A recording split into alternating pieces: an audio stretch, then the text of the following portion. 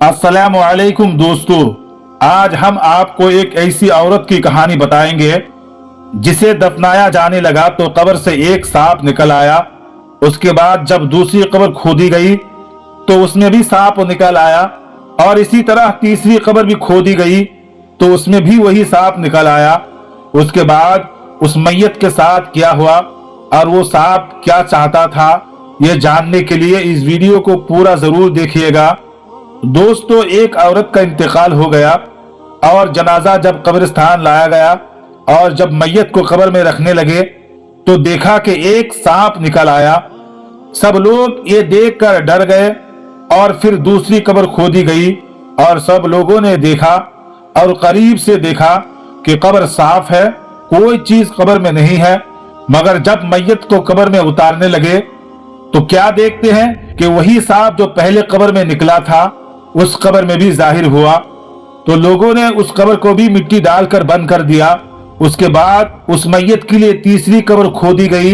अब जब उस कब्र में मैयत को रखने लगे तो वही सांप जो पहले दोनों कब्रों में जाहिर हुआ था वही सांप तीसरी कब्र में भी निकलने लगे। तो तमाम लोगों ने यह माजरा देखकर डर गए और आपस में बातें करने लगे कि न जाने ये औरत कौन सा गुनाह किया है, बहुत ही बड़ा गुनाह किया होगा। यह सांप नहीं, अल्लाह ताला का अजाब है।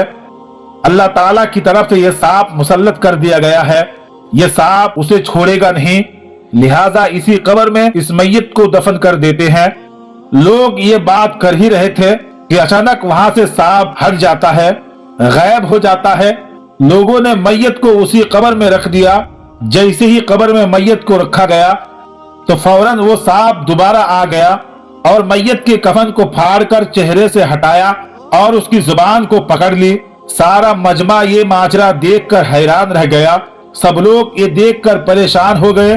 कुछ लोग तो भागने लगे और कुछ लोग तो ये माजरा देखकर रोने लगे और अल्लाह की पनाह मांगने लगे और कुछ लोग तो अल्लाह अकबर की सदाएं बुलंद करने लगे। उस औरत ने कौन सा गुनाह किया होगा जिसका इतना बड़ा अजाब है। उस मजमा में उस औरत का शौहर भी शामिल था। कुछ लोगों ने उसके शौहर से पूछा कि आखिर क्या मामला है, इस औरत ने कौन सा गुनाह किया है, कौन सा ऐसा अमल किया है जिसकी वजह से ये सांप ऐसा कर रहा है। तो शौहर ने परेशान होकर रो रो कर कहने लगा कि वो मुझे बिला वजह बुरा भला कहती थी, मेरे ऊपर चीखती थी, चिल्लाती थी, मेरे साथ नौकर जैसा सलूक किया करती थी, नाफरमान थी, लेकिन मैं उसके आगे कुछ नहीं बोलता था और मैं सब्र करता था। मैंने कभी बदला नहीं लिया, कभी मैंने उसको गुस्से भरा जवाब नहीं दिया। उसके बाद मजमा में खड़े कुछ लोगों ने उसके शौहर को बोला कि भाई उसकी खताओं को माफ कर दो, उसके लिए दुआए मगफिरत करो तो शायद उस पर से यह अजाब हट जाए। फिर उसके शौहर और तमाम लोग मिलकर उस औरत के लिए दुआए मगफिरत की। जैसे ही उसके शौहर ने उसके लिए दुआए मगफिरत की और उसकी खताओं को माफ किया तो फिर कब्र में देखा गया तो वो सांप नहीं था, वो अचानक गायब हो गया था। लोगों ने उस औरत को दफन किया और वापस घर चले गए। दोस्तों, ये वाकया बहुत बड़ा दर्स और हिदायत है उन लोगों के लिए जो अपने शौहर से झगड़ा करती है, उनकी नाफरमानी करती है। ये बहुत बुरी बात है और शरीयत के खिलाफ है। ऐसी औरत से अल्लाह ताला हमेशा नाराज रहता है। अल्लाह ताला ने उस काम को बहुत नापसंद किया है। इसलिए तमाम औरतों को ये ख्याल रखना चाहिए कि अल्लाह ताला ने जो अहकामात उन्हें दिया है उस पर सख्ती से अमल पैरा होना चाहिए।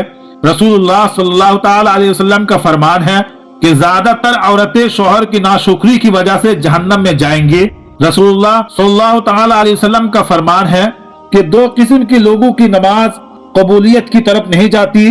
उनमें से एक वो औरत है जो अपने शौहर की नाफरमानी करे। रसूल खुदा सल्लल्लाहु ताला अलैहि वसल्लम ने इरशाद फरमाया कि जो औरत अपने शौहर की इजाजत के बगैर घर से निकल जाया करती है वो घर आने तक या शौहर के राजी होने तक अल्लाह ताला की नाराजगी में रहती है। हजरत आयशा सिद्दीका रदियल्लाहु ताला अन्हा रसूल खुदा सल्लल्लाहु ताला अलैहि वसल्लम से पूछा कि औरत पर तमाम लोगों में से किसका हक सबसे ज्यादा है। तो रसूलुल्लाह सल्लल्लाहु ताला अलैहि वसल्लम ने इरशाद फरमाया औरत पर सबसे ज्यादा हक उसके शौहर का है। आखिर में अल्लाह ताला से दुआ है मौला ताला सबको दीन अहकामात पर चलने की तौफीक अता फरमाए, सबको शरीयत के मुताबिक चलने की तौफीक अता फरमाए। आमीन अल्लाहुम्मा आमीन। हो सके तो कमेंट बॉक्स में आमीन जरूर लिखे, क्या पता किसकी जुबान से निकला हुआ आमीन कब कबूल हो जाए। आज की वीडियो में था बस इतना ही, और ऐसे ही वीडियो देखने के लिए हमारे चैनल को जरूर सब्सक्राइब करें और इस वीडियो को सदकाए जारिया की नीयत से अपने दोस्तों के साथ जरूर शेयर करें। अस्सलामु अलैकुम, खुदा हाफिज।